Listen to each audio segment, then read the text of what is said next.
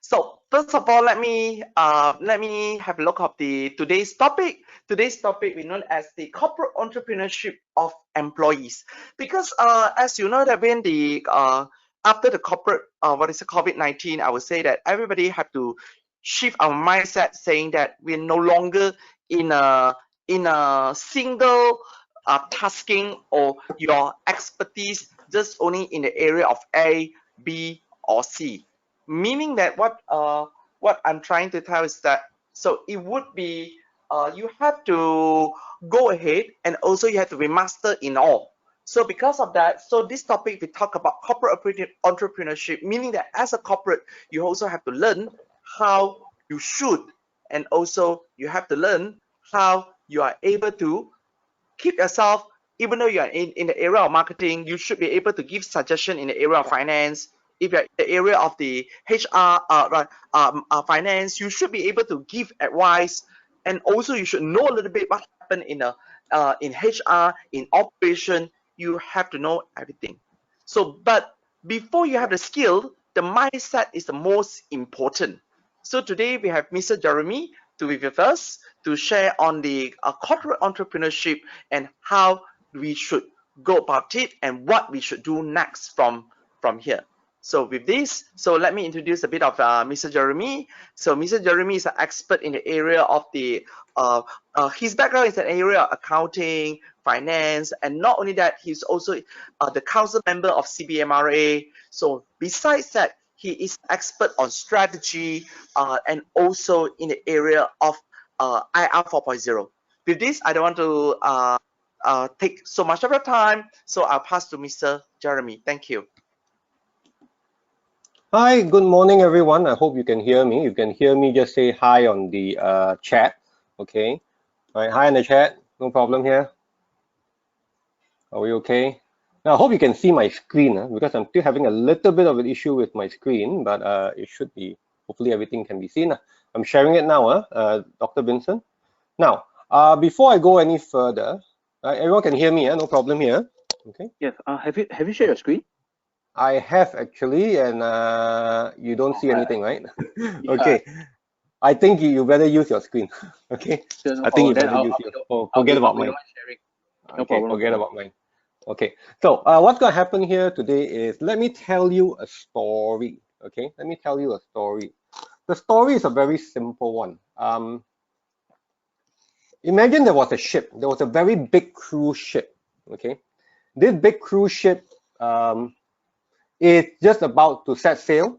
This cruise ship is huge, gigantic, multiple stories, you know, thousands of people down there, and everyone has a role to play.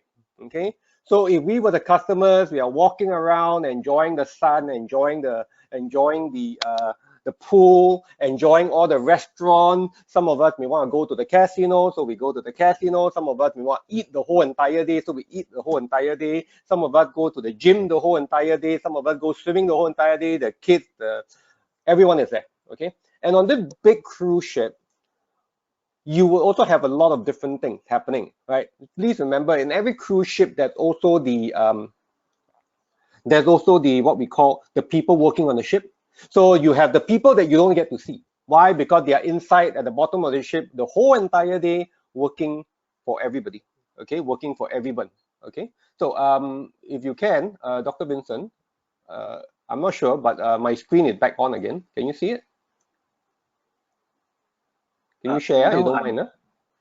Yeah, you can try it on your screen because now I'm sharing my screen. Okay. So you share your screen. Okay, share your screen. I'm locked out again. Now, okay, no so what's happening here is, can you go forward? Just go forward a bit. Right. Just scroll down, and scroll down. All right. One more. Okay. So imagine you're on this big ship. Okay, scroll up. Too much. Okay. Okay. So imagine you're on this big ship, and this big ship has set sail. And this big ship is huge. There's the captain who knows exactly where he's going. There's also the various staff members of the ship. And there's, of course, the people whom you don't see, who work in the bottom of the ship, who is all the cooking, doing all the cleaning, doing all the laundry, right? Doing all the stuff that no one wants to do, but they are there. Okay. So this ship, big ship, has set sail. Now, next slide, please, Dr. Vincent, don't mind. And what has happened, right? Between January and March, the mother of all black swan happened, okay? We had oil prices, right? We had COVID-19, we had global lockdown, we had government change for Malaysia, and of course, our ongoing trade war has still not stopped.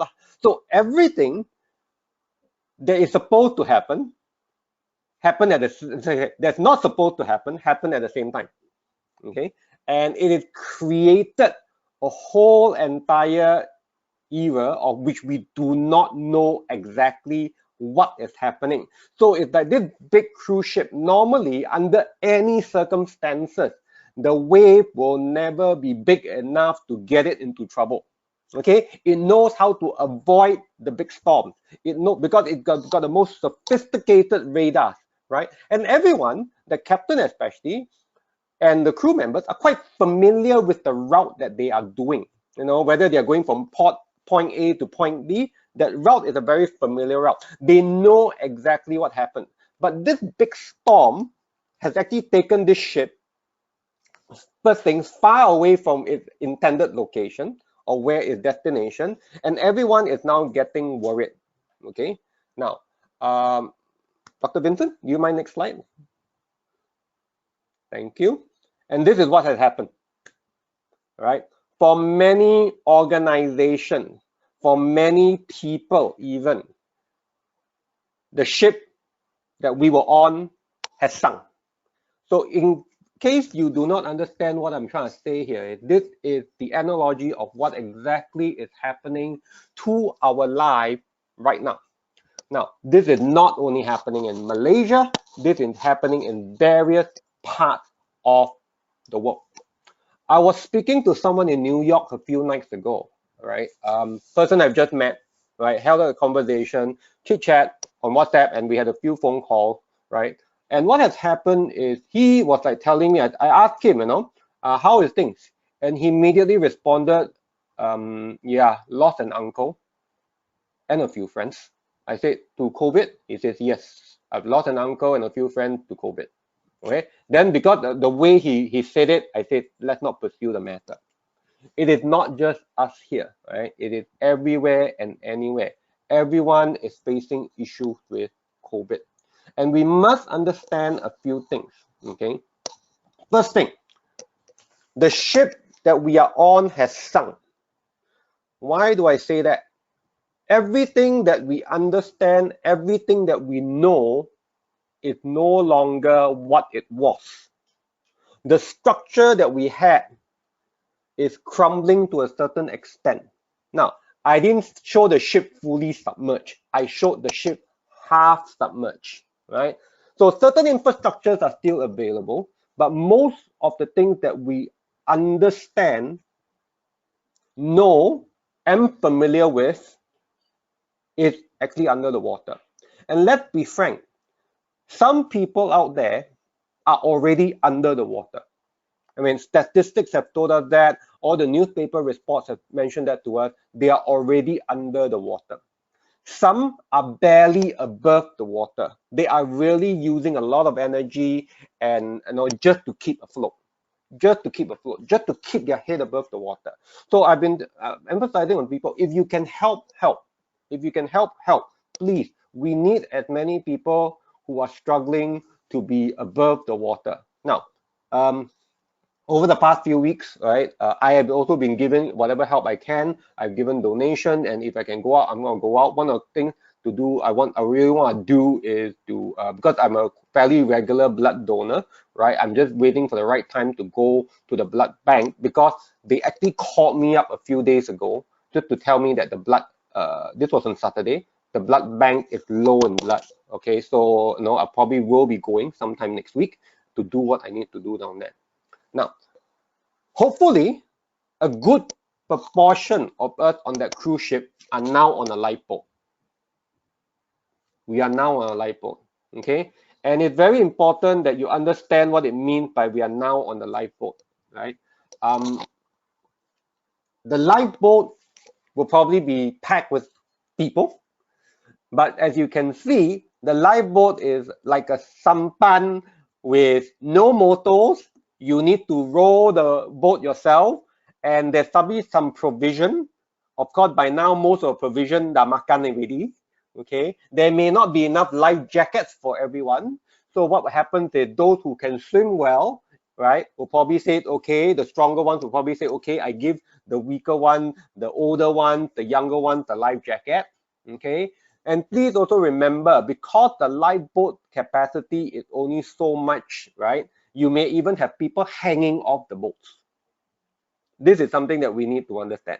Okay, so these people are, well, it's better than barely above water, but at least they're hanging on to something. But there's only so long they can hang on for. I hope you understand the analogy I'm using. Now, there will also be a small proportion of the people, right? Before the whole entire cruise ship sank, they flew off on a helicopter. Okay, that means to them, this whole thing, they've got enough funds, they've got enough capacity, they've got enough ability to stay entirely off the grid. That means, if anything continues to happen for the next 6 months, 1 year, 2 years, I am totally fine being where I am. Okay, I don't need to lift a single finger. My hands, my family, my organization even is totally no problem. Okay, but let's be very frank here. Very few people are in that situation. The majority of the people are probably barely above the water and on the lifeboat. Now, I am sharing this with you because what I do is, as Dato has mentioned, I do a lot of things. Predominantly, what I do these days is I don't practice much as an accountant. For those of you who know me, you know I'm not much of an accountant. I understand accountancy, of course. It's just that I don't practice much of it. I spend a lot of time in strategy, all right? In strategy, working with large organizations in terms of strategic planning. And a lot of things that is happening now is something that was foreseen quite a few years back. And some of my fellow colleagues who have shared with you on this webinar, they've also mentioned things like, VUCA, they have mentioned things like motivating the people and all these things. But what I'm trying to share here today is on a slightly bigger picture, and also to continue, if you were here for my very first session, my very first session was on the 15th of April. So, and also to continue some of the things I put forth from the 15th of April, of which some of my fellow colleagues that have shared in Humanology and also CBMRA's webinar has continued with. Okay, now that is who I am. So I've got actually a few simple takeaway from this particular session, right? Dr. Vincent, you don't mind just go back 2 slides, 3 slides upwards, go back to the beginning. Okay. Okay, thanks. This one. Yep, this one. Okay. So the three takeaway I'm going to talk about is the total change in business model. Remember this, your ship that you understand has now sunk. Okay, or it's half submerged. Infrastructure is totally changed, right? Last time you know who is on top, who is at the bottom, right? You know what's left, what's right. Now you may not even know. You probably had a good supply chain, because to run a ship like that, very good supply chain needs to be in place. Well, unfortunately, half your customers are also in the same position, or the other half of the suppliers are also in the same position. Okay? Now, other things that you need to understand, because of all this, the whole digital transformation has gotten a lot more, well, what I would say, simply put, 10 times, 20 times, 30 times more. Okay, it's accelerated, and it has also been compounded by the fact that we still have this thing called COVID-19 around. Okay, and everyone has mentioned, the vaccines will not be out till at least a year away. Okay, so, and we need to figure out, once MCO is lifted, or even now itself, how to become more corporate entrepreneurial in nature. Now, let me link everything to you now. Okay, Dr. Vincent, don't mind, just go back to where we stopped and one down. Okay, 1 slide down. Okay, right, thank you. Okay, this one. Now, as I mentioned, every single business model has changed. Everything has changed. Now, this is a slide I showed in my previous session on April the 15th, but please look at it, right? The whole entire distribution channel has changed. Even your targeted customers has changed. Why? Because if you used to target high-end customers, guess what? Everyone is now on a lifeboat. There is no, oh, I'm a multi-millionaire. But when it's survival, people will go, so what? Your money is not going to help us until you get to land. Okay? So that is the key here. We need to understand, right? A lot of the infrastructure, a lot of the tools that we want, we think we want, we used to have may not be available. Why? Because a lot of resources are moving away, right, to what is essentials. So if you are in luxury goods, time to rethink. And if your business is one of those that relies on crowds of people coming together, time to seriously rethink, right? Not a digital issue. People still want to get together. Let's be honest here. However, people are told and people have better sense not to get together. So a lot of event-related companies, right? A lot of people who are like in cinemas, right? A lot of people who are in like live sporting events, whereby audiences sit together and cheer for their football team or cheer for F1.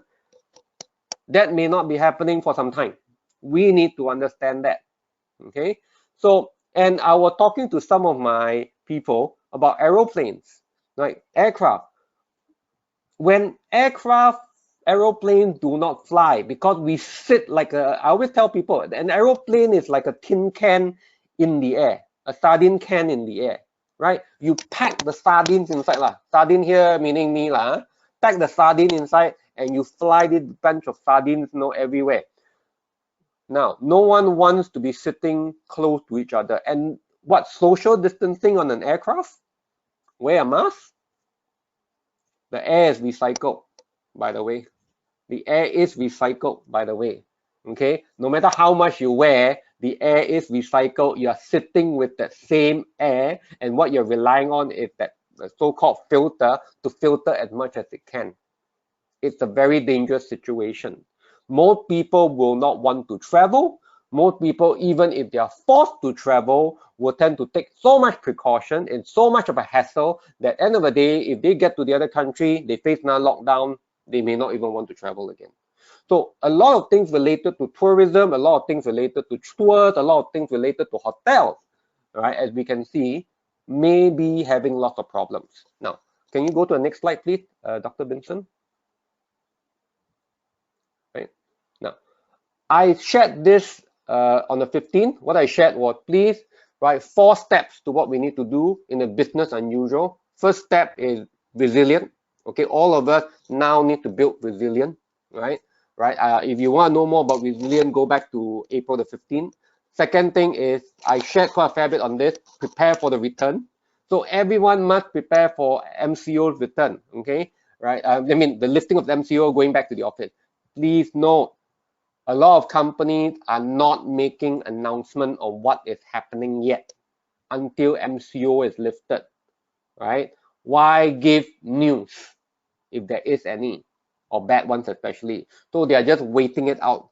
But I am very sure, based on my sources and based on the people I talk to, that a lot of things will be happening once it's lifted. Or rather, for most of us in Malaysia, it will happen after Raya. Okay, so please, to all my Muslim friends, to anyone in general, please do not overspend and overbuy this Raya. We may need to sit this out for a period of time. Now, today's session, I'm going to spend a bit of time on imagining the future and also the remodel part. Okay, so and this completes the 4 sections that I have. Now, let's go back to where we were. So, Doctor, you don't mind? Right? Just go back to the slide. Okay. It seems as though he's also having some issues with it. Now, I want all of you to go back to the model of the sampan. Okay, the sampan. Remember, in the sampan, and if you have any questions, please ask. Even though I do not have my chat with me, because I cannot have my chat together with all this thing, right? Totally very difficult to see anything. Right, but please send the chat, and I will try our best if possible. You know, someone definitely will let me tell me lah, and ask me what's happening. I'm trying to get my chat up. Okay, right. So yes, you have one question actually. Do you want to yeah, answer okay, it go first? ahead. Yes, can Okay. go ahead. Sure. This is from Luis Cantor. We think that this COVID pandemic will end one day. Do you think that we need to change our whole business model to get it ready for another pandemic, or just taking some small precautions is enough? Precautions, sorry. Okay, Louis, right? If you don't, okay, I'm gonna go back to the analogy. Your ship has sunk, or it's half submerged. It's not taking some precaution. It is basically remodeling. We've got two key issues that's facing us. The first issue is the digital economy. It's gonna come in no matter what. As Dato had mentioned, one of the key things I do a lot is IR, okay, Industry Revolution 4, and also I do I 4.0 stuff, right? I've been talking this to many people. It is changing entirely, the digital, okay? It will come in, it will just grab everything. I've also been talking to some of the people in the palm oil industry. Palm oil industry in Malaysia is one of the most industry that have been reluctant to change it because they say, wow, technology very difficult with all this palm oil, how to harvest, how to that. Well, now no one is allowed in the field. Everyone is now going, okay, if no one is allowed in the field, what do? They have to use technology. So no matter what, they have to figure ways of using technology. And COVID-19, yes, it is a virus, but you must understand the virus effect is it's happening every few years now, number one. Number two, social habits will change. Social habits will change. We have been on lockdown. Sorry, by the time MCO is lifted, we would have been on lockdown for 2 whole months. Tell me, those of you who are here, that you have not changed certain habits. Tell me that some of you who are maybe running your own organization, you are not you're contemplating, hey, can I actually be doing this at home? Is it safe to go back to the office? Some of the officers that I know, some of the corporates that I know are already saying, hey, we can actually do this and not be in a certain workplace so often. Everything is going to change drastically. What has happened is COVID-19 just accelerated the whole entire model. So even when COVID-19 is over, pandemic is over, we have our vaccine. Let's be very honest here, okay? Even if you don't change, your customer would have changed the way of doing things. Again, even if you don't change, your customers would have changed the way of doing things. That is the key here. We are not talking Malaysia. We are talking global. And that is something that we must be very clear about. Okay. Now, Dr. Vincent, I hope that answers your question. Dr. Vincent, don't mind, let me just go down to the next slide. I think people will have a better idea what I'm talking about when they show this. Okay. This is what was shown by, if I'm correct, this is WEF, okay, World Economic Forum, right, in a 2015 report. Okay, it shows that because of digital, the digital revolution that's happening, IR 4.0, right? This is what they showed. Okay, they showed that some industries will have very big impact very quickly, and some industries will have very big impact over a period of time, or some industries have very small impact. Now, the industry that has small impact, as you notice down there, below that line, are construction and mining, oil and gas and chemical. Our oil issue is not because of a revolution of the pandemic. It's not because of technology. It's just because Russia and Saudi Arabia decide to have a war on one another. If you do not know, for quite a few years now, the US is the largest producer of oil. Saudi Arabia is the largest exporter of oil. But the US itself, US of A, which is the largest consumer of oil, is also the largest producer of oil. Has been for 2 or 3 years now, right? Because of their ability to keep fracking at a very low cost. Now, one of the key reasons why this war started is practically partially to take out the Americans. Okay, but of course the Russians and also the Saudis cannot determine how much oil they want to produce, but now it seems to be stabilizing. So from a digital side, oil industries and also construction will have low impact from a digital process. Okay, from a digital process. But what we need to understand is certain industries on a digital impact itself is already very high. So if you are in retail, imagine your digital impact is actually very, very high. And the timing itself is very small. If you can see, it's on the extreme left, right? You see education, you see professional service, right? Consulting, you see real estate. The physical building, we are not going to do too much to it in the very near future. However, real estate, meaning the way it's sold, is going to have a huge impact. You look at insurance, where is it? Okay, transportation hub will have a high impact over a period of time. Okay, so like we are still going to use things to transport. We're going to still use lorries. We're going to still use our ships and things like that. But there is an impact, okay, over a period of time. But the impact is high. So this, please, if you want to look at it, go to World Economic Forum. They have this report since 2015, right? It's on the digital. But now what has happened is, on top of this, you must understand, and based on what I mentioned, COVID-19 has plopped itself on top of this graph. Of course, no one has the latest stats, but we must understand the effect of COVID-19. And as I mentioned to you before, if you are in areas like cinemas, if I'm a cinema operator at the moment, I'll be scratching my head. Have you noticed that all the major movies have stopped their release, right? Or not come up with their releases, right? Because I was looking forward to a few movies. However, it stopped. Why? It's because, well, main income earner, right, is theater. And for someone, I mean, for those of you who don't know, I've actually owned a production house before. I've actually made movies before for the Malaysian market, about 3 movies and also 10 feature films for RTM and also Media Prima. But the thing here is that cinema taking is critical. If we don't earn money from the cinema, the movie that comes out is a flop. Okay? And if we can't go to the cinema, people don't go to the cinema because they are so worried about catching COVID from someone else. Well, we better change our model, no? That model needs to be changing fast. That's why Netflix is super happy at the moment, right? As I mentioned before, all these things are there. We would not have put sport viewing, football matches up here, but I'm going to put football matches here because of COVID-19. Now, the same thing, if COVID-19 lasts for 2 years, right? For those of you who are football fans, what do you think the Football Association of England would, of England will be doing?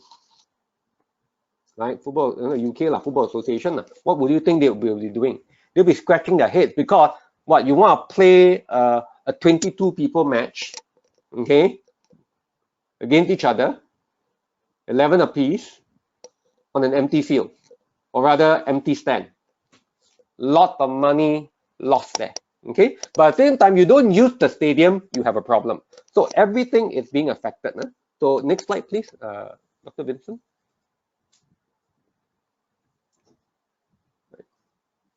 Okay, next slide. Now, let me tell you about hold on, maybe you would like to add on to your presentation just now, because someone asked, may I know what do you think about hospitality, since the social distancing is needed and travel around the country with an issue? Okay, I'm okay with answering the question. I am going to be blunt about this because I think I've been very blunt over my last 2 sessions, and I've also been very blunt in some of the strategic coaching I've been doing with some of the people that called me up, or in my own workshops, right? So I've been telling people that, very simply put, hospitality, when people don't dare to travel, when there's a lot of travel restrictions, let's be honest here, what do you think is going to happen? People are I know parents, I've spoken to some parents, they are asking the question, hey, should I send my kid on the bus sekolah every morning? Parents are asking that question. Will you want to send your father, your mother, your whole family go on a trip with a bunch of so-called people you do not know on a trip to anywhere. Same thing here. If I don't need to travel, I'd rather not travel, right? So that is the hospitality industry that we are looking at. Okay, and this is coming from a person who has worked with, who had been employed under hotels before, right? One of my first 2 jobs was under a hotel. Okay, so my thing is, it is going to be that kind of situation. So anything related to travel industry, whether it is the airlines, right? British Airways just slashed 12,000 people, from what I remembered yesterday's newspaper. Virgin Airline is already on the verge. Air Asia is already changing business model to sell food. Okay, right? Check that out. So a lot of things are changing, and I'm not surprised. A lot of them in the US are also suffering because when there's no flight, what are you gonna do? Okay, that's hospitality. The hotels, when the planes don't fly, the hotels are affected. Business traveling is down to a minimal already, and you must understand, from now onwards, people are going to go, why can't we just webinar, Zoom call, video conference each other? You need to come here? Well, we've got Microsoft Teams, we've got Google Suites. Let's work on that, right? Because why? 2 whole months of staying at home, working, had made us used to this environment. If we really, really need to meet, we will meet. If we don't really need to meet, it's fine. I don't want to catch your virus anyway. And that's happening. Okay, so I hope that answers your question. Now, will it come back? Yes, people will still want to travel, but this thing may take as long as the whole entire time it gets for people to feel safe again. Not when the vaccine comes out, but when people feel safe again. So one of the key things the government needs to do is to make sure people feel safe. Okay, now this slide is a very critical slide. All right. What you need to understand about this slide is a few things. I'm just going to run through it very quickly, right? Because I actually spend like 2-3 hours with my clients on this slide. First thing you need to understand is weather. Second, you need to understand is the water. Then you need to understand the people, right? It's not in particular order, but so follow the numbers as I'm going along. You got the boat, you got the rod, the fishing rod, okay? You got the line, you got the bait, you got the fish. Okay, now if you are on the boat, you're stranded on the boat. Okay, once your food has ran out, right, once your resources have ran out, you need to get new customers. You need to get your existing customers back. You need to get the fish. Okay, but we must understand a few key things very quickly. I'm just going to spend 5 minutes on this, right? First thing you need to understand is the weather is something that you cannot control. That's the environment. Okay, COVID-19 is here, is something that you cannot control, right? It's something that no matter what happens, nature is still more powerful than any human being possible, okay? Or human beings possible. So the weather is something you cannot control. Unfortunately, we are forced to be in the sea in the middle of a big storm, okay? That is what happened in the first 2 weeks of MCO. Now the storm has subsided because we are calmer, in the sense that we ourselves as the people, we are calmer. We are not panicking anymore, right? Because we have built a certain resilience. We have built a certain acceptance to say that this new environment must be accepted. Because why? The whole place has changed. The environment affects the water, meaning if the wind is strong, blah, blah, blah, right? What happens is the water becomes choppy, right? The movement of the sun, the movement of the moon, right, affects the water. So understand this. The market is affected by the environment. As long as the sentiment, as long as COVID-19 is there, as long as the effect of digitalization is there, right, the water will always be like wave, up and down, up and down. We need to understand that. And this again is something that we cannot control. We don't have the resources to stop an ocean. Now, the people's mindset, 2 critical things we are looking at, and it's very critical. First is here, second is how we project ourselves, right? What I mean, mindset. We know the world post MCO is going to be a different world. The world now is already a different world. Okay. I was just talking to a cousin of mine who works in a very big firm, right, as an IT manager. So quite close to the Tan Sri who runs the organization, which is a listed entity. And she told me in private meetings with the Tan Sri has said he had gone through the numerous crises that have been around since the 1990s, right? However, this one, and in all of them, there was always light at the end of the tunnel. In this one, it's pitch dark, doesn't know what to do. So what I'm saying is this, to a certain extent, the captain of the ship, the cruise liner, may survive. However, the captain of the ship is now in command of hundreds of sampans in the middle of the ocean with a very loose command chain across. If you're using the analogy of the situation that I'm just used just now. The captain of the ship, captain, but what I have in front of me and spread out everywhere is tens or hundreds of sampan, each having its own conversation of where it wants to go, each saying that direction, that direction, that direction, that direction is the right direction towards the land, because no one has a compass in front of them. It is not an easy thing to do, and you would face a lot of that. And if and when, more when any restructuring take place, right? Please, all restructuring will have cuts, because let's be very honest, your boat can only carry so many people. Your boat can only carry so many people. I'm going to make that emphasize on that again. Your boat can carry only so many people. So please be aware that the boat can only carry so many people. The new business model that you're moving to can only be done by so many people who are competent, who knows exactly what they are doing. Okay, you need to figure that out. So one of the key things is, if you're an employee, make sure you follow what I'm going to say next, which is the corporate entrepreneurship, which is going to start after this. Okay, so we need to change the business system as well. The whole entire system of how we run business, we need to change that. Now, I'm not saying everything all at once, but please remember, two things are hitting us no matter what. One, IR 4.0 is not going anywhere. It is just accelerated.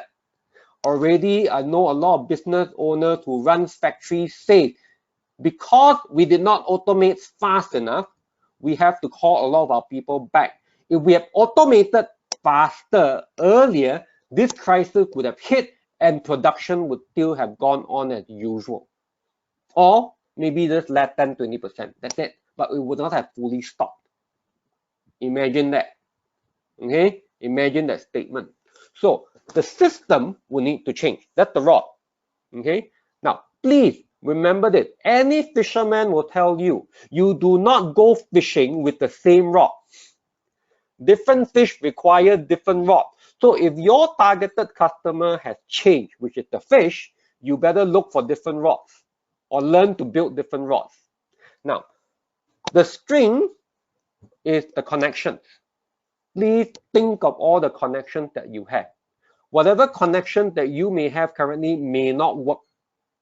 You may need to get new connections, right? As I mentioned to some of my people, right, my staff, I've not spoken to so many foreigners in the last 2 weeks, right?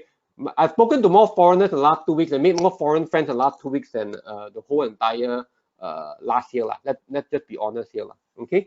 Right? So what I mean by that is people whom I do not know, just talking to them overseas, in the UK, in the Europe. Some of them are in the Middle East, some of them are in the US, right? Even speaking to a South American. So that is what I mean.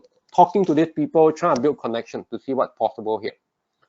Bait your customers because it's now different, or your resources. You used to have maybe small fish, okay, to get the big shark or whatever you want, the big fish. Now you only are on a sampan. Your resources are limited. Your bait is different.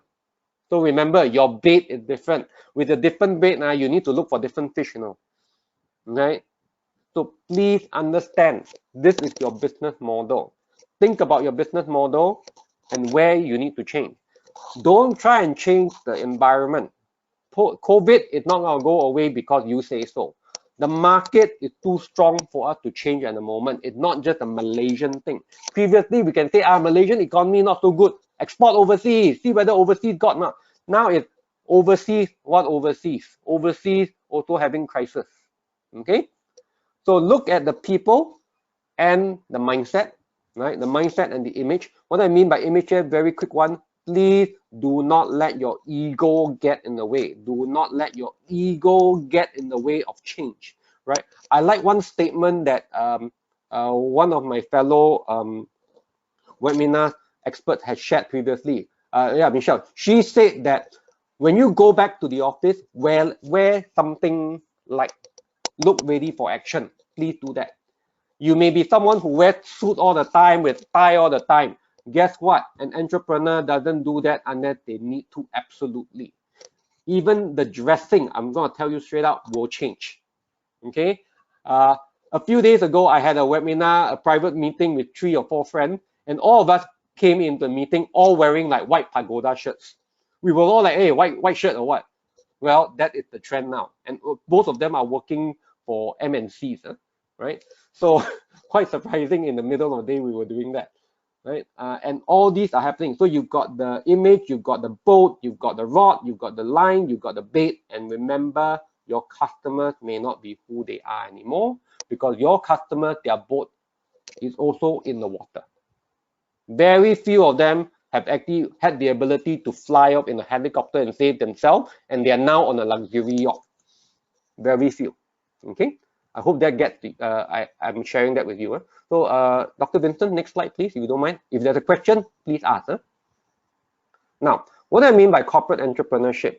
Corporate entrepreneurship is not something too new, right? The top management of most organizations usually do this, right? And if they do this well, usually the company is it's a very fast-moving, evolving organization. So what do we mean by corporate entrepreneurship? And I'll go a bit more detail. It's entrepreneurship, but except that this person, rather than go out, rely on looking for a lot of financial resources and the risk is a lot higher. They work within an organization and they have the mindset of looking for new things and making change all the time. Okay, so we can talk about corporate entrepreneurship from a perspective of product and service innovation, process innovation, market development, right? They're even creating of new business entities, okay? And how it can reorganize corporate renewal, and last but not least, innovation. Now, let me give you a very simple example of this. This was many years ago, at least 12, 13 years ago. What happened then was I bought a group of Americans, MBA holders, MBA students from America, from a University of America. They came here for a visit to Malaysia, and I was hosting them because it was organized between myself and the American University. So it was a 3-credit thing for these American students coming in, right? Half the people on the team have never been out of America. Only about 1 or 2 of them had actually been to Asia, but never Malaysia per se. When they say Asia, they were talking Japan, they were talking Hong Kong, or they were talking China, okay? But this part of the world was enigma to them, okay? They don't know anything about it. Now, what I did was I happened to be doing something with DG at that point of time. So I actually brought them to DG. So my contact in DG actually said, Jeremy, we don't mind hosting you as long as you keep it to about 15 people. I said, fine, I only got about 10 here. And in that, then I asked my contact in DG, what are you sharing? He said, Jeremy, it's going to be a surprise. I said, well, tell me something, He said, it's going to be a surprise. So I told the whole entire team, everyone here, we are going to talk about, we're going to one of the 3rd largest telco in Malaysia, but one of the most innovative as well. They're going to talk about telecommunication in Malaysia. And lo and behold, when we got there, immediately they said, Jeremy, we didn't want to tell you this, but we're going to share with you our new services. Okay, so throughout the whole 2-hour presentation that they had, right, I was thinking in my head, why are these guys showing me and this bunch of Americans here everything that has got nothing to do with telco? They were talking about software, they were talking about payment system, and this is 12, 13 years ago. So I'm talking 2007, because I remember it was before the American crisis in 2008. So this is what was happening 12 years ago. And end of the day, middle through a presentation, I was talking to one of the people who presented. I asked him, do you work for DG? The person said, yes. Okay, how is DG doing this with you? The person said, actually, I work for DG, but DG actually, because of this idea that I have, pulled me out, right, and put me on this particular project, allowing me to use the resources of the individuals within the organization, provided I ask for permission, and I will work with them, and I actually have shares in this company. That's what he told me. I'm saying like, so it's a subsidiary within DG and you have shares in that organization. He said, yes. So if you are thinking along those lines, you've got the right track. That is what corporate entrepreneurship is all about. Shares, no shares, maybe got, maybe don't have. I do not know. It depends on how your organization works. But what we are saying is individuals, they are given authority to pursue certain projects within. Okay. Then I look back in my career and I suddenly found out I have done that before. Because I've been in organizations whereby I'm special projects manager and I've been secretly taken off from the mainstream of the organization, reporting directly to the board of directors, right, on certain projects, and they wanted me to keep quiet on those projects with the team I'm on until we were ready. Because what we were doing is we were trying to remodel certain things within our existing business so that that business, well, if we need to terminate that business or we need to change that business fast, this is the team that's going to make it happen. Because if we know we put it on top of the existing business, there'll be too much bureaucracy, there'll be too much processes, and people who are in the know may be for it or against it, and they would resist all the way. That is what was happening previously.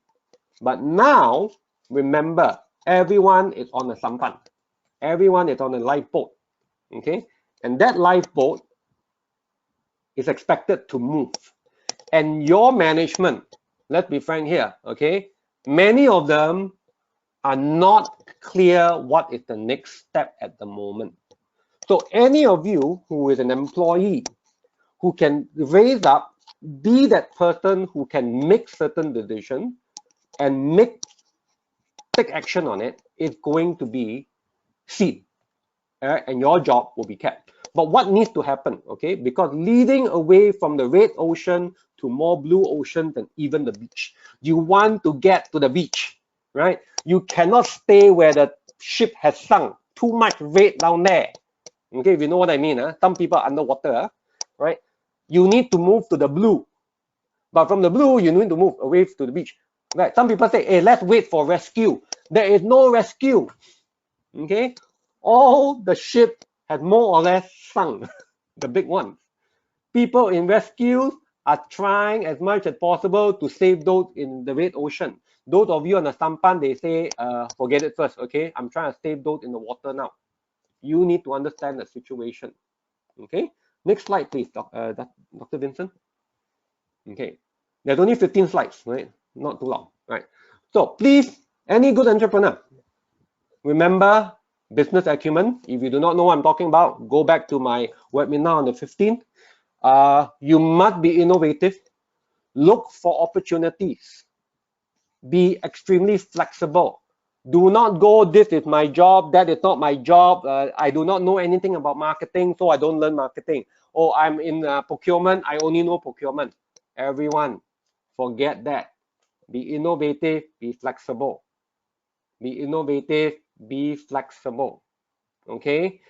Someone once, I once read a comic, and in the comic they say, why when we go up, okay, in our career, all of us go and specialize in one area and tell people, I've got a degree in computer science. I only do things related to computer science, right?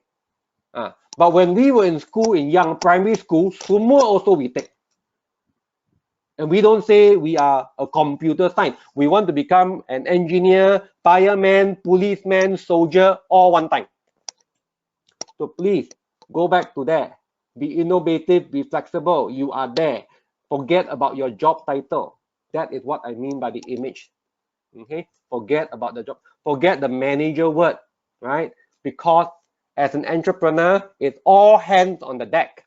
If you don't become one of the people who row the boat, the people on the boat after a while will look at you and say, off the boat you go, because you don't bring any contribution. The boat needs to move to land. We need to figure out where land is. There is also going to be a higher acceptance of risk.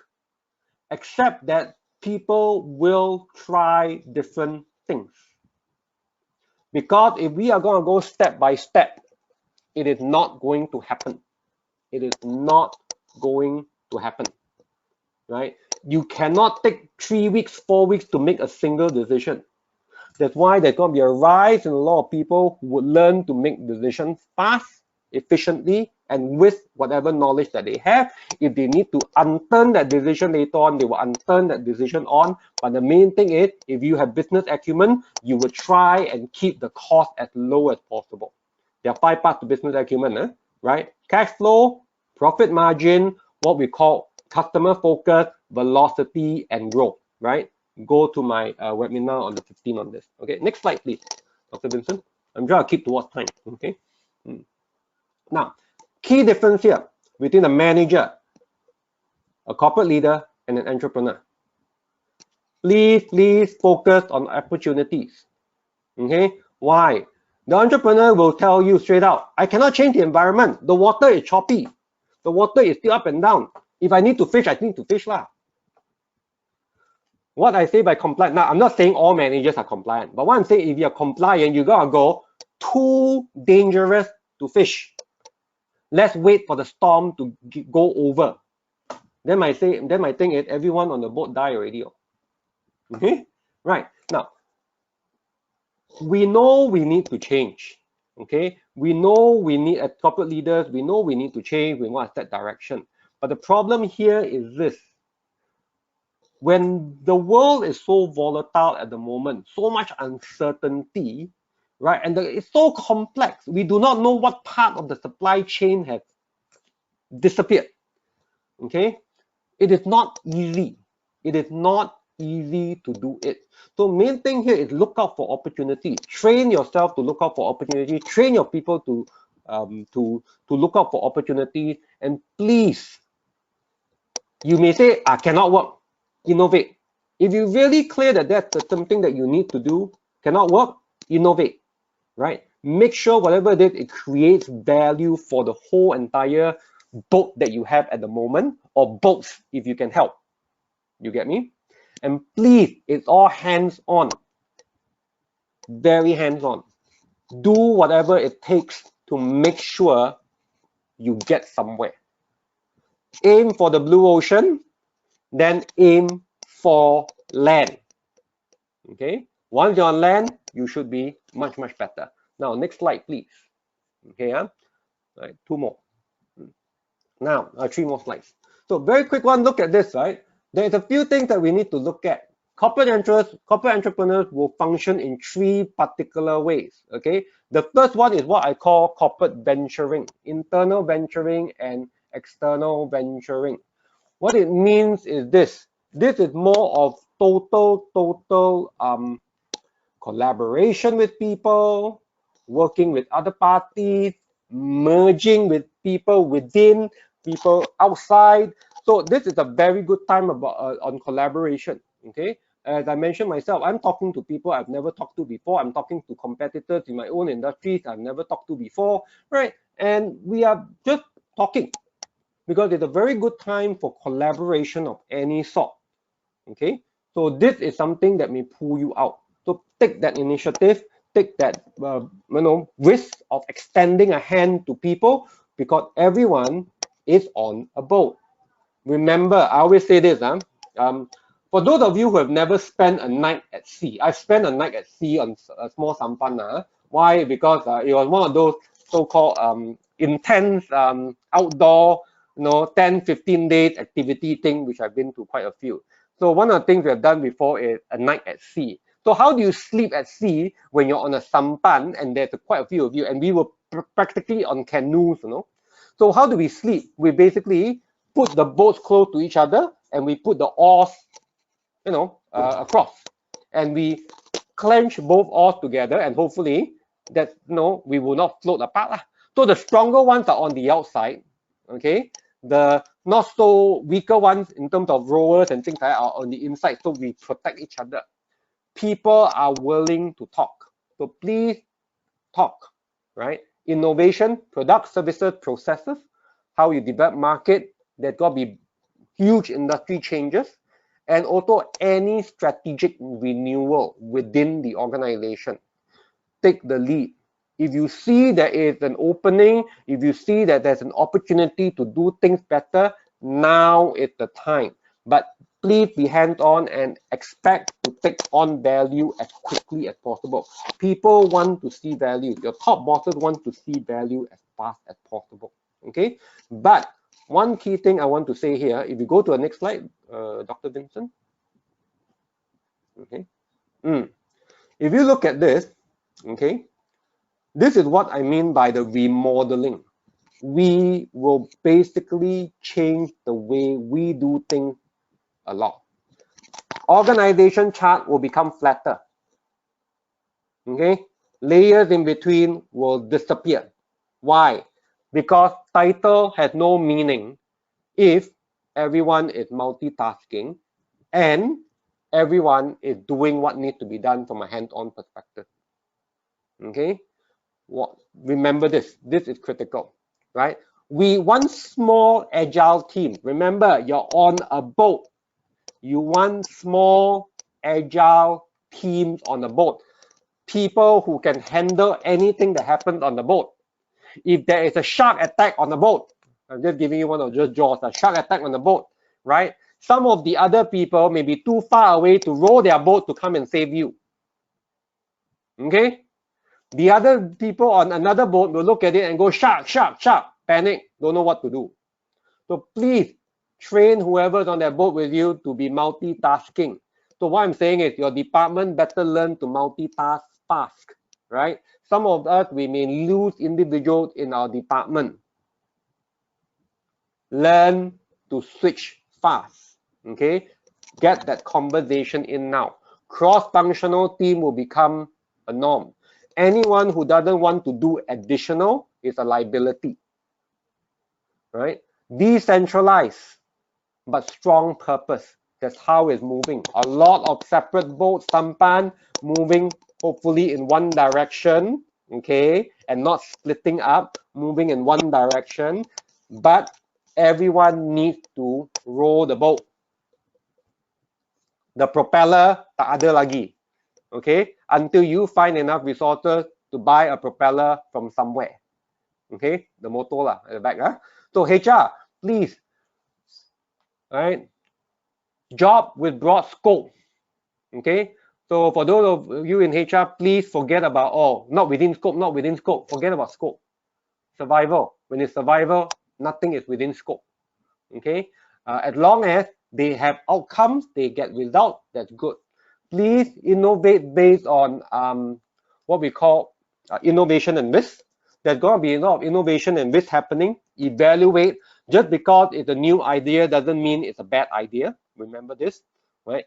Work on it. Make sure it works. Make sure there's ways of making it work. Group-based reward, individual-based reward. Look into that. Communication, self-functioning teams. People need to explore. You need to give them the leeway. You try to control too much, difficult. There need to be a lot of trust built. That's why I put empowered and discretion orientation. Okay, give the people who are able to survive this round in your organization, the people whom you pick, right, in your organization, the people who remain. Remember, for some reason, whatever it may be, the organization sees value in you. So that means there's quite a fair amount of trust that's given to you. Please make use of that trust, okay? Right? And So the communication and control, no surprises, not end, is good. We do not want big surprises. Everyone is scared of surprise. Okay. So and of course, low cost, high return. Anything from a business acumen perspective, anything that is easy to do, low cost to do, but give us high return, figure ways of doing that. Jalan saja, we call it. Okay. Culture, emphasize on a lot of outcome. Now, please be frank here, everyone. I know everyone wants to be motivated. But in corporate entrepreneurship, if you understand where I'm coming from, most entrepreneurs are self-motivated. So if you are one of those people who need to be motivated consistently as an employee, please change that. Build resilience, right? A lot of your bosses, to be honest, don't have the time at this point of time. You get me? They do not have the time at this point of time. Any time that they give to an individual to motivate them is a luxury. Please, HR focus a lot of entrepreneur development. You need people to learn about how the organization functions, what is the new functions of the organization. I'm hearing already of organization changing business scope. You get me, right? Air Asia is going into food business. Okay, so high tolerance for failure. That is what's happening here. There's going to be a high tolerance for failure, but it doesn't mean that you fail big time. Okay, what it means is because they see a lot of activity, they also know that some of these things are experiments. So please, this is the point of time whereby you should take slightly higher risk, right? Do not go back to the conventional way of doing things. You must take that risk. You don't have the expertise, look for someone who has the expertise. Everyone is looking at collaborating at this point of time because they know competing is just going to kill each other. Last but not least, the culture in the organization will have a higher sense of urgency. Therefore, that's what I mentioned earlier. When you go back, okay, no matter what, look as if and be ready for action any point of time, right? Don't go and tell and work in such a way that, oh, it's 6 o'clock, I need to go home. Make sure you are doing whatever it takes, right? This is how you keep your organization going, no matter how small, how big. Have that sense of urgency because it's still a crisis. Now, I do not want to offend anyone, nor do I want to, be a bearer of bad news. But this is where I'm coming from. Okay, train yourself to become more entrepreneurial in nature, right? Entrepreneurship will take us out of it, right? Special expertise skills is second tier at the moment because why? Train yourself to look for opportunities out there. There is many new opportunities out there. Now, I am going to do a very quick, simple thing, which I do in a lot of my IR 4.0 workshops, okay? Right, and you can, if you want, you can, I hope, because I'm already done. This is my last slide. I'm going to go into Q&A, but before I go into Q&A, and some of you may want to chip into this, very simple, okay? One of the questions I like to ask in IR 4.0, whenever I do any I 4.0 workshops, right, previously, is I like to ask this very simple question. Why would you want your peti sejuk refrigerator to be connected to the internet? Again, I will repeat the question. Why would you want your peti sejuk refrigerator to be connected to the internet? Okay, so with that, I'm going to end my session, right? I'm going to pass it back to the organizers, and of course, I'm open for any Q&A, right? Please ask, and if you've got any ideas what you want to do down there, please contribute as well. Okay, right? Anyone?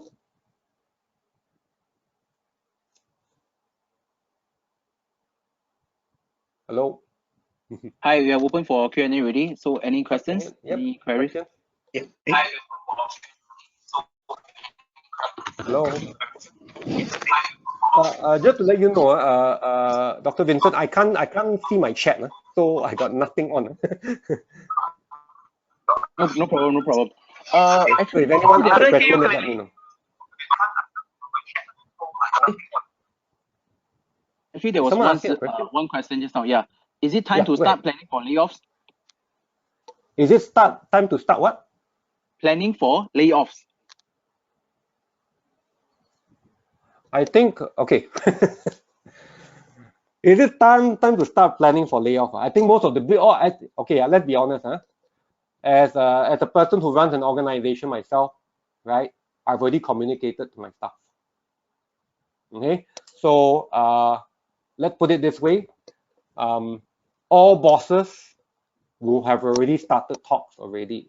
So if you are an employee, you have not heard anything yet, be prepared to hear something. Be prepared to hear something, right? So therefore, I've been telling people, this MCO is not a holiday. I wish it was. It's not. Many of the people I know in HR have been telling me this MCO is worse than any working day. Every day is like worse than any working day. Okay, so I am not surprised there is already plans in place. But as I mentioned, us being Malaysians, we are very nice people.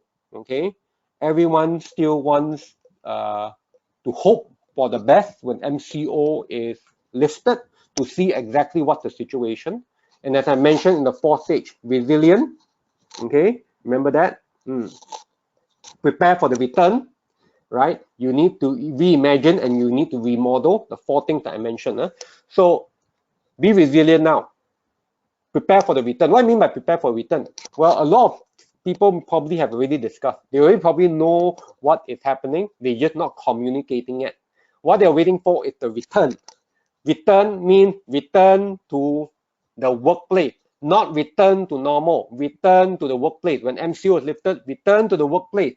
Take a week or two to look around and see what is happening. How many of our people, how many of our competitors, how many of our customers are still there, still alive? Okay, then they will make some decision. So to me, the drastic decisions will be taken after Raya. That is my take. Okay, but of course, I've heard of people already having pay cuts now. Now, this point of time. Okay. Anything else? Jasmine? Okay. This is the next question. This is from Beng. Hi Jeremy, what do you think of strategy? I can't hear you. Can you repeat that? For a while, I think someone's mic is on. Yeah, someone's mic is on. Yeah.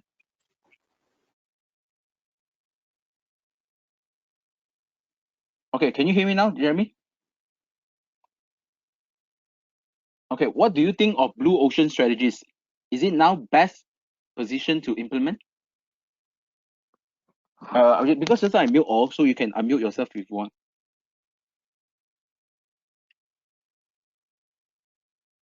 Okay, now everyone understand that blue ocean strategy is a terminology. Okay, even if you read the blue ocean strategy book written by the Chan guy, right? He himself will tell you you need to experiment with it before you know it's a blue ocean strategy. Right? It's in the book. So what I'm going to say here is this: if you think it's a blue ocean, please experiment first, then figure out whether it's a real blue ocean or not. Because most people, most so-called blue ocean areas are not really blue ocean. Okay, are not really blue ocean. So please beware. Now, if you have any blue ocean strategy, why wait now? It should have been executed a long time ago.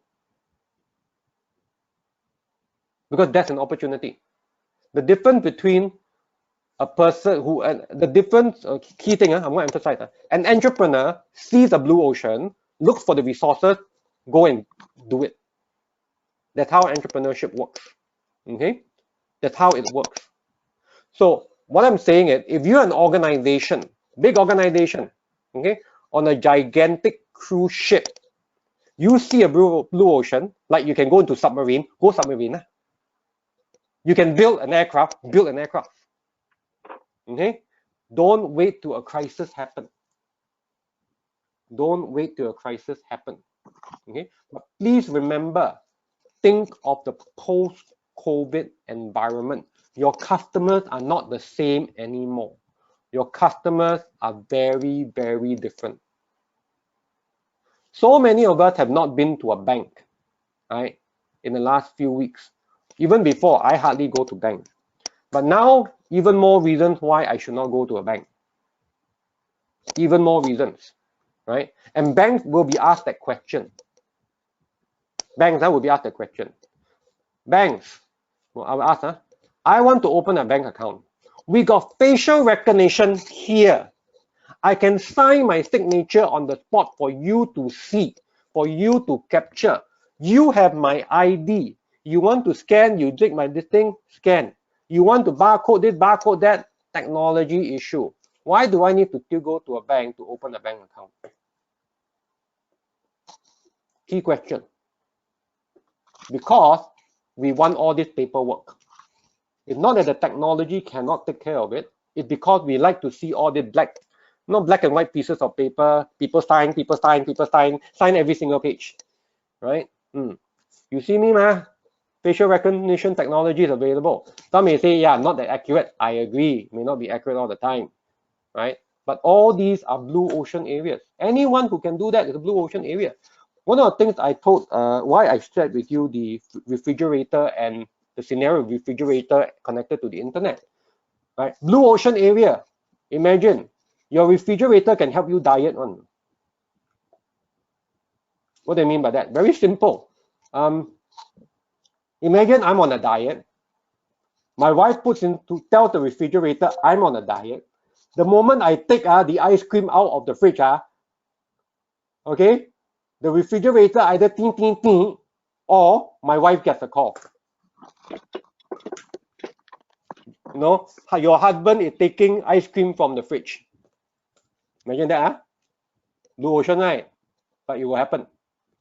Next thing, imagine I'm driving back, and I tell my kitchen chef, okay, kitchen chef, not that there is a chef inside, no, my kitchen chef, I'm thinking of curry tonight, mutton curry. Can you check with refrigerator whether there's any food? Of course, it doesn't go that way, but I'm just giving you an analogy. Imagine the kitchen chef will check with the fridge and everything, and tell me order or not order. I say order. Then the Grab food will come, the Tesco truck will come and give me my chicken, mutton, of which I don't have any, but I wanted to eat mutton curry that night. You understand what's happening here? So there's so many blue ocean possible. We just need to figure this out. That's why I think be innovative about it. Don't go back to the old ways of doing business. Now is the time to change. Because if you don't change, guess what? Your competitors will anyway. Okay. So you've got blue ocean, experiment, see whether it works. Best, the blue ocean takes you to the beach. You don't want to be in the ocean all the time. You want to walk on the sand. Okay. Anyone else? Okay, yeah, next question. This is from SK Neo. Hi, Jeremy. What do you think the best few alternative income channels in order to stay afloat during the present crisis? As you know, changing to other business model might take time. Okay. The thing is, do you really need to change your industry? That's the first one. That's the question I'll ask, right? Because all of us are in different industries, right? Do you really need to change your industry? Think about what you have. Think about what you have, okay? What else can you do with what you have? That's the second. Example, right? I have not spoken to them. I do not know any of these people. But if the cinemas have been smart over the last few years, and all of you have been purchasing a lot of your tickets online, I would have a very decent database of people who watch movies with me, correct? Now, because of COVID-19, cinemas cannot go to anymore, right? But at the same time, Netflix is, they don't go and buy, all the latest lah that's out there, right? I mean, some of the latest films that's coming out now. No, I would like to see Mulan. I mean, I'm hoping to see some of the stuff that's coming out, right? So it's not. So what's happening is, if any of the cinema operators actually have all the database, what you need to figure out is how to get to the customers in their comfort of their home or whatsoever, whereby I'm literally telling people, I will only show it once, okay, on your screen or on something.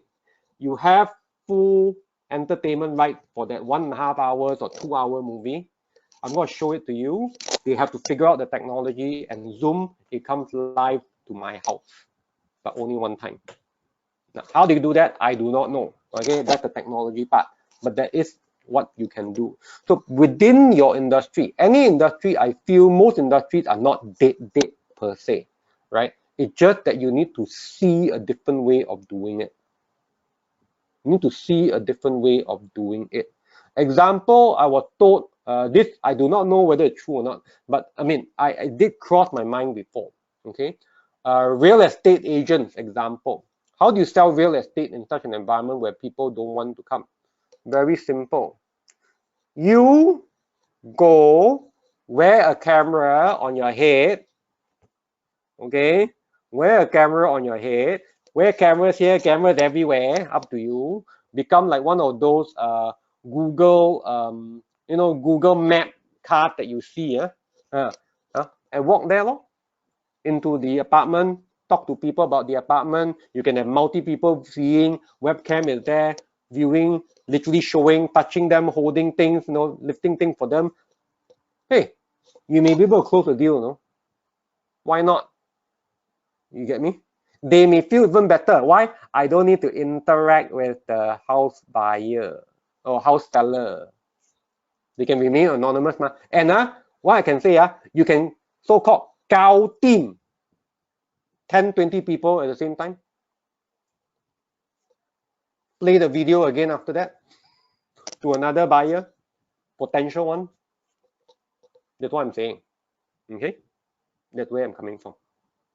So think about it that way. Don't necessarily need to change. How you can expand, digitalize it.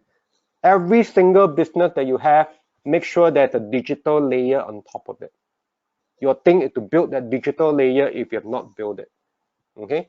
Build it. If you don't build it, whatever you have here is going to go down. Okay? So don't expect people to come in and touch so much anymore, because the problem with COVID is it stays alive on plastics for some time. That's the problem, or any materials. So low touch. Okay, that's where I'm coming from. Anyone else? Okay, this is from Mahas. What is your opinion on the AI role after MCO? Again, sorry, what's my opinion on? What is your opinion on the AI role, artificial intelligence, after MCO? I presume Maha is a AI, a computer science person of some sort now, or into programming. AI, no matter what, will come into play. I'm one of those people who have already accepted the fact that in the very near future, let's put it this way, if the predictions of some of these futurists are correct, right? In about 20 years' time, part of my body will be linked to some kind of internet of some sort, computer of some sort, because that's how I get my information. Why do I need to type? It just comes in. I think of it, it comes into my neural brain. So the AI part will definitely be there. The AI part will accelerate. That's why people are talking about, simplest form, chatbots and things like that. It will accelerate. People need to go into more inventive aspects of work. A lot of administrative part of work, you will see it disappearing. As I mentioned in my last webinar on the 15th, right? Speaking to a few HR managers who run manufacturing plants, they are saying this MCO is showing a lot of redundancies in processes. Again, this MCO is showing a lot of redundancy in processes. If I can get my production up to 80-90% with only 50% of my workforce, they are really wondering what the other 50% of the workforce is doing. So where I'm coming from is a lot of this will start going toward AI. Okay, but of course AI is not as simple as it seems, because when it comes to AI, you must remember that machine learning, that deep learning, all this stuff down there, not exactly the simplest of things, but the machines will become smarter. And by the time the machine becomes smarter, it is not going to be like a Terminator. Please don't think of the scenario as Terminator, whereby we are having a fight against machines. The more encouraging likelihood is biotechnology, biology and technology fusion. That is the key of IR 4.0. Is the fusion of biology and technology together. That means somehow or other the AI, the machines, the artificial intelligence, whatever it may be, in whatever form it will be, it's integrated with us somehow or rather. That is where it will be coming from. And I've already accepted that part of the future. Okay, so yes, it will proliferate. How fast, it determines on how fast we can program this stuff. Okay. Next Anything question. else? Yes. Yeah, next question. This is from Beng Wei Chu. Any method to change a conservative mindset boss? I hope you are not talking about yourself. I hope now. Let's put this way. As I mentioned before, after MCO is lifted, or even now itself, right? I do not know what aspect you're coming from. You can clarify, that would be good, right? But please remember, I can't see any chat. I can only see myself actually. What's happening here is after MCO has lifted, okay, as I mentioned before, a lot of top people, a lot of managers, a lot of leaders do not have the time to go and motivate the people. Sorry, Jeremy. He or she is from the construction. Construction. Okay. So so when the construction, what did you mean? The mindset lah. Yes, the construction mindset lah. The conservative mindset of the boss in the construction industry. Now, the good thing with the construction industry, that's a good thing, is that the impact on digitalization is not as fast. Remember the slide I showed, okay, earlier? That's a good thing about the construction.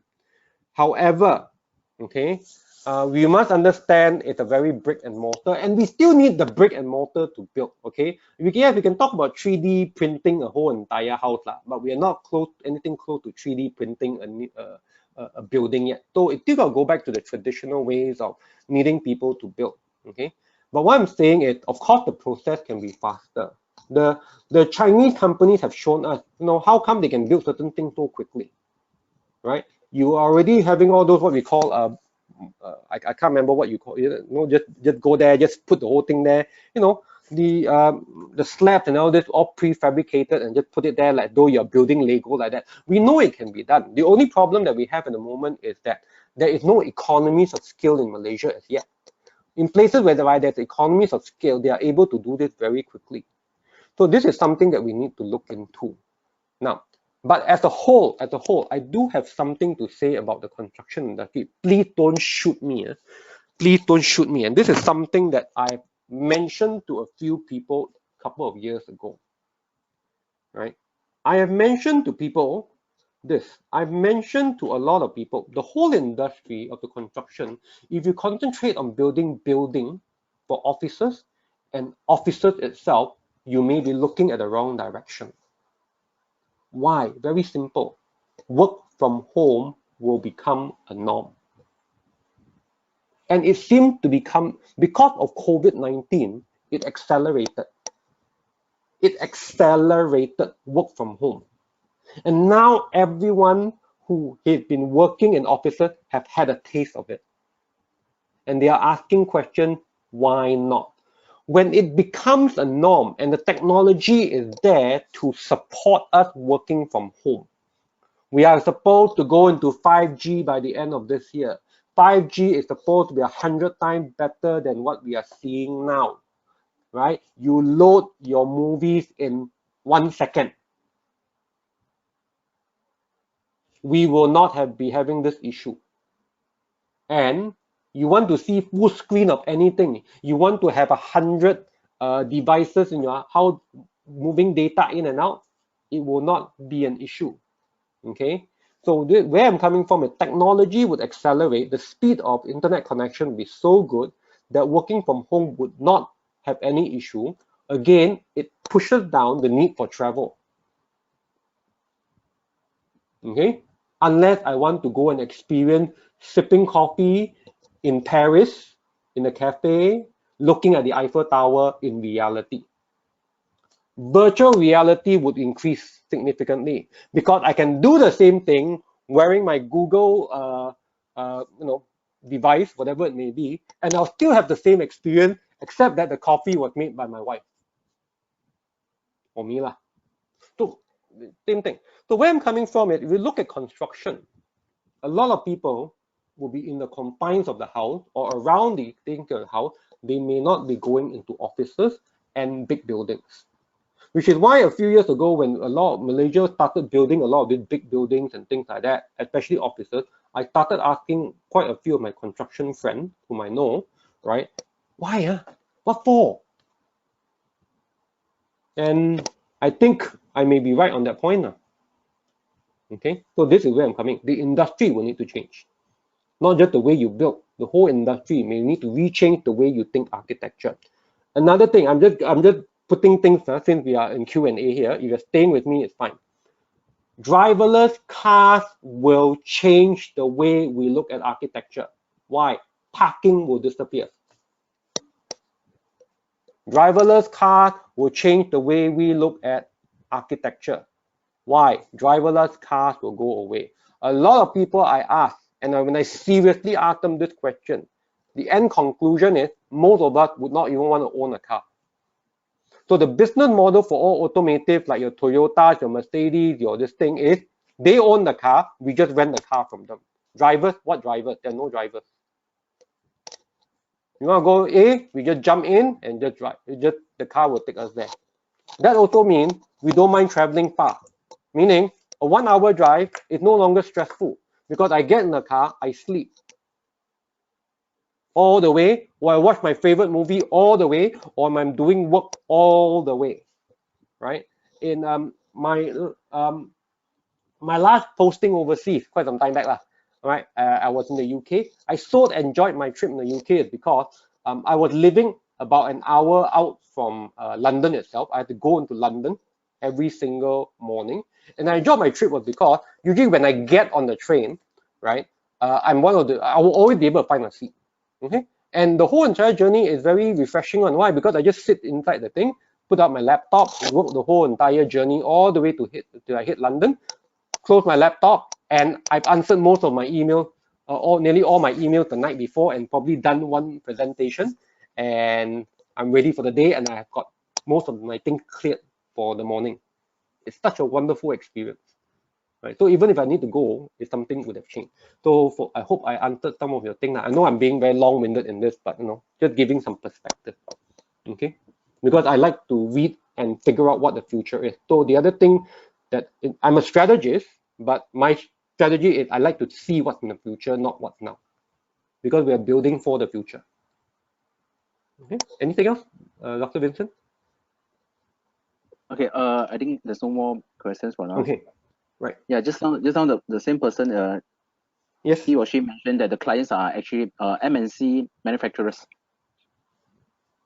MNC manufacturers. This is for the which one? Just now the conservative mindset, conservative mindset, and the construction industry. Yeah, I would say after MCO, please call them up and see whether they are still as conservative as before. Because I really feel the first 2 weeks after MCO was lifted. So if it's lifted on the 12th of May, right? So we will have 1 week, and then we have the Raya, this thing, okay? Raya breaks. Please look, as I say, look really carefully at what's happening. I believe there will be a lot of major changes immediately. Okay. I also feel that some people will really look at the whole construction and ask themselves whether they want to even construct. Right? So there is certain things that will happen. A lot of the people, because their supply chain has been hit so badly, they have no choice but to change. Because if they go back to the traditional ways of doing things, be very rest assured, the competitors will take over. Now, the manufacturing, I think will be manufacturing. It's not that we can change the way we manufacture computers or cars or this thing, you know, in a very short time. But what I'm saying is other parts of the organization may change and the needs may change. Remember, Rolex, the watch Rolex, can't afford one, right? No, do I want one? Is technically speaking not closing shop, but they are basically, you know, just taking a breather for the next 6 months because they see demand as being very bad. Okay, because why? People have gone from high-end stuff to lower end. Okay, even if the rich can afford it, the rich are saying, do I want to spend this amount? No, I'm going to spend this amount. So all luxury goods will suffer in the next few months. It will come back up because people are people. Okay, I want to be seen apart. The image will come back, the ego will come back. By this point of time, everyone is willing to suck the ego in and go, okay, let's breathe, right? Let's make sure things are back to business as usual as quickly as possible, even though it will be not the usual that we know formally. It will be the usual in a very unusual way now. But we will have to figure out what that usual is. Okay, so that is where I'm coming from. Things will change. Watch, look out. We do not know. Not all the, if you play cards, not all the cards are open at the moment. A lot of the cards are still closed. Do not be surprised that a few major companies comes in and say, I rather not do anything. I rather pull out than to continue. That's where I'm coming from. Okay. Reality, yeah. Right. Just to let you know, a lot of my clients take me in not because I am a optimistic person, right? I like to see that I'm realist, but some people have said that I'm quite a pessimist, right? But at least I tell them I'm a pessimist. I'm a pessimist with the optimistic view of the future, if that's how they want to see it. Okay. Anyone else?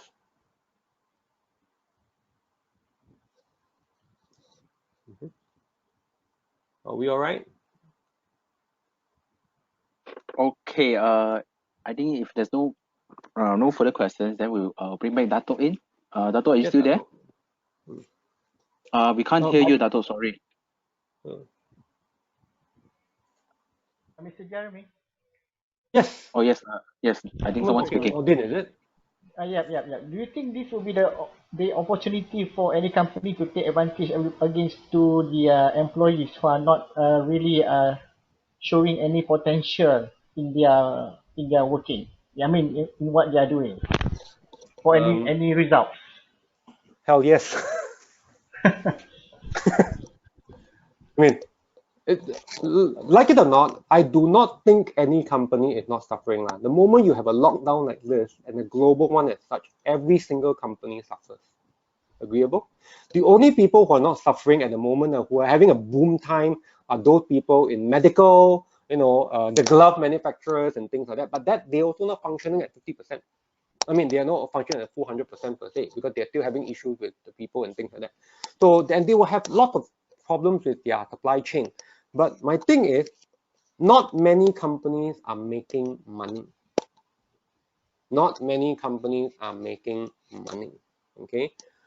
Do I see companies taking an opportunity to release staff that are not as productive? My answer is most definitely yes, right? And if you are in that position as the person who can make those decisions, would you not?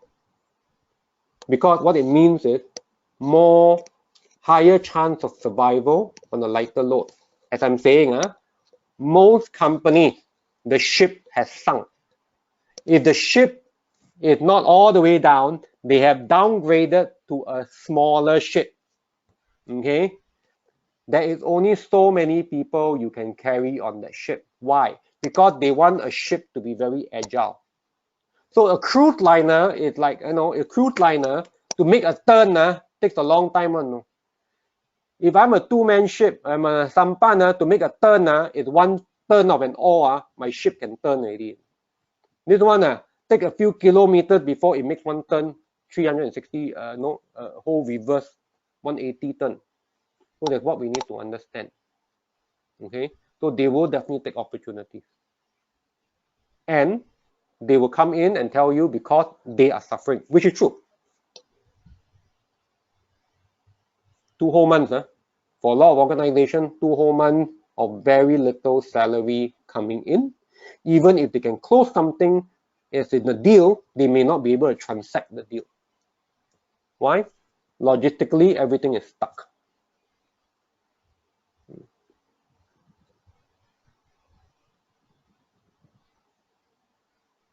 Anything else? Okay, there's nothing else.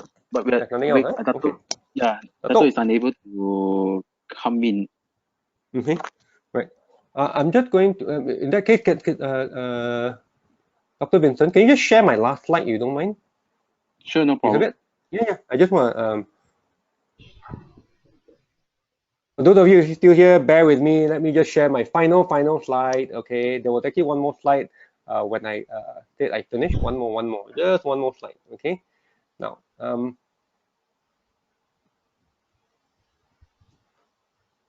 okay, what I like to say, are you able to share it, Dr. Vincent? Yep.